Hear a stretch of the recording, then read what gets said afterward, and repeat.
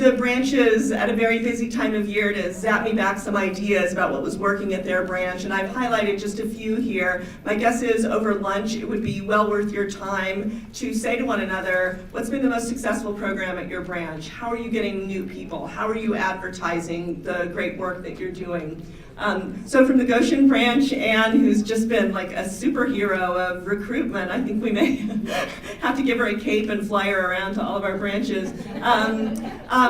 Some of the things that are successful there would be successful at any of your branches, and this has nothing to do with electronics. It has to do with making the effort to personally invite people and, if needed, to offer to give somebody a ride to a program. We all know that it's very difficult to do something for the very first time, so that personal connection can really pay off in the long term. So I really appreciate this as a strategy that any of us might use. The South Lake branch has offered another strategy that any of us could use, that is looking at alumni magazines. You could contact your local college and see folks who are, often people who are fresh out of universities now are bereft of their community, and AAUW would be a great way to step in and remind them that people with degrees who are interested in lifelong education and advocacy for equity are all over. They're local, they're statewide, and they're national as well. Don't forget the community colleges, because 2-year associate degrees, and that's something we've not really tapped into. Okay, absolutely. Sharon Langlotz is reminding me that now that folks with associate degrees are able to be members, that is an untapped market, and folks who would probably really appreciate community as well. So.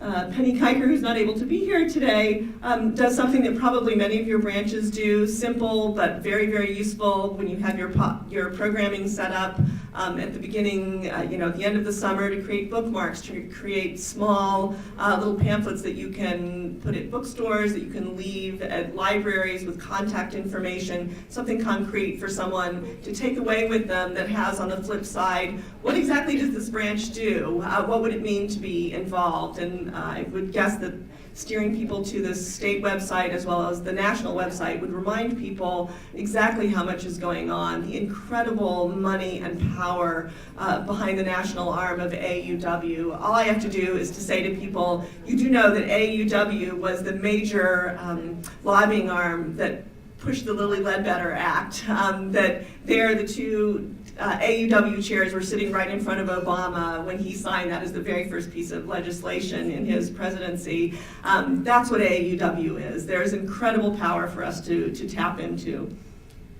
And then finally, as my lead in to the dynamic students you'll hear from next, just a reminder of creating opportunities to link younger people in. So Equal Pay Day, a really concrete way to teach younger people about what's ahead of them, and that is inequity unless we act. So many branches have done activities for Equal Pay Day. I survived 9 hours at our local mall. Hope never to do that again, but we were right next to a Zumba demonstration. So, yeah. Nothing like shouting about pay and inequity. 79 cents for every dollar. This image doesn't come out so well, but remember that if you want to invite people, if you want to broaden the range of your community, you often need to go places where other folks are. So to have programming that takes you to new parts of town. We had a really successful event at the Civil Rights Heritage Center, and teaching people there, the folks who were presenting brought their friends and family. It was folks who hadn't shown up at other programs, and of course they were really interested in what we had to offer.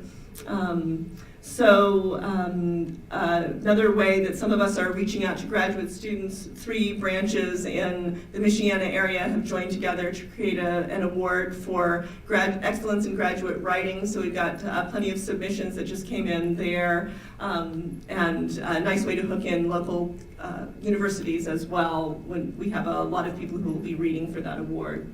And then finally here, just a reminder as my student, Women's and Gender Studies student, Noelle, piercer and tattoo artist in her spare time, excellent Women's Studies scholar and AAUW affiliate,